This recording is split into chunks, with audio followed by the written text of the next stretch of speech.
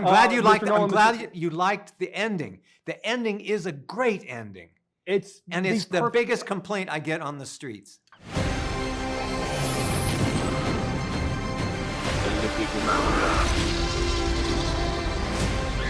Where we're going, we don't need roads.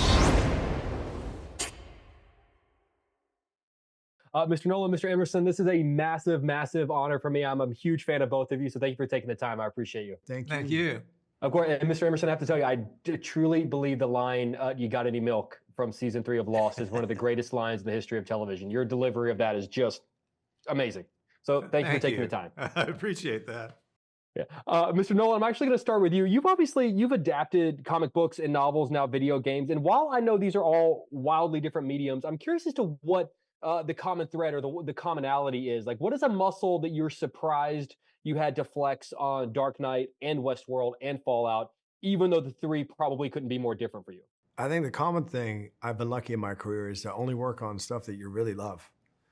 And so I've been very fortunate in that. The muscle that I had to flex on Fallout that was new for me was the comedy. The game series, one of the reasons that I was passionate about bringing this series to life on television was I'd never experienced anything like the tone of it. And the tone is kind of equal parts, darkness and violence and mystery, but also satire, comedy, and in some places even kind of a gonzo sensibility. I'd never really seen anything like it. And so I found myself on set working with our showrunners, Geneva and Graham comes from the world of comedy, working with great comic actors and trying to find the right balance of lightness in some of these scenes was a little terrifying, but a lot of fun. It's a perfect tone. And as someone who honestly has not played the game, I almost had to give myself permission to laugh. Like once I started sort of watching enough episodes, I sort of went, oh, I get it. Okay, now I'm in, which you guys nailed perfectly. Mr. Emerson, before you were an actor, you were a magazine illustrator. You're an amazing artist. And I'd love to know how your background in art changes how you see video games. Like, what's the difference between looking at Fallout as an actor versus looking at it as an artist? Well, I haven't looked at Fallout. I haven't really looked at many video games, but I see still cells and frames from them because I'm interested in the guys that draw those things or paint those things. I'm part of me misses that world of making a reality on a piece of paper or a piece of canvas. It's nice.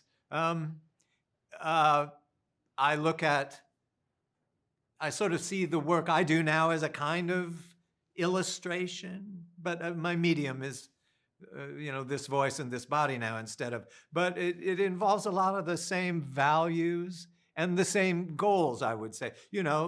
Clarity, humor, style, mystery. Those things are the things that I aim for, whether it was in the days when I was drawing a picture for somebody or whether it's me now drawing a character in front of a camera.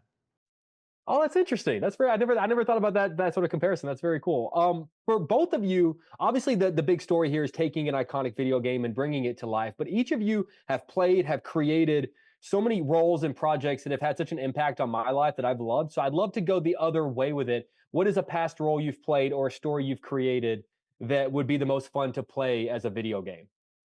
Oh, wow. Well, I think for me, Westworld, Lisa and I spent an awful lot of time thinking about games to construct that. So I think it'd be kind of irresistible to get a chance to be fed back into our own narrative there. Yeah. I love that. Mr. Emerson? Oh, geez, I don't know.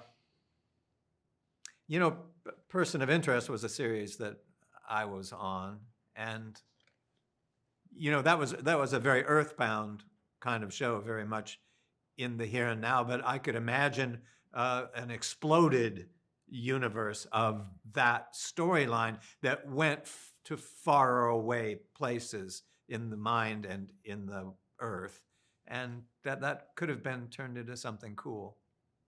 I love that. You know, the writer of that show was really good too. That was a really great show. I always thought so. I'm gonna cut on one final nerdy question, Mr. Emerson, if you don't mind, because Lost is my favorite show of all time, and the Yikes. finale is my favorite finale in the history of television.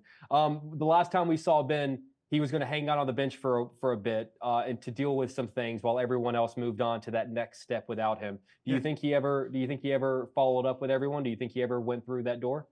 Yes, I think he will eventually, but he'll have to lead a number of lives and lead them more successfully than he had previously. He'll have to find his mirror redeemer so that he can then enter the chapel and walk away with another.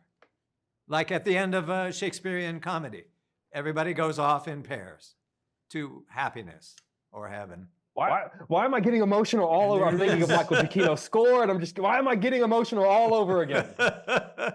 I'm glad you liked. Mr. Nolan, I'm glad you liked the ending. The ending is a great ending. It's the biggest complaint I get on the streets.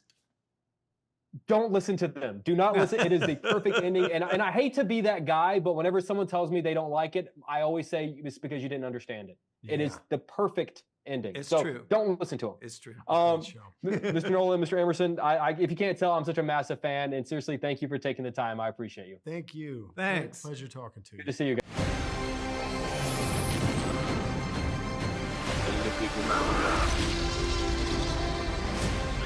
Where we're going, we don't need roads.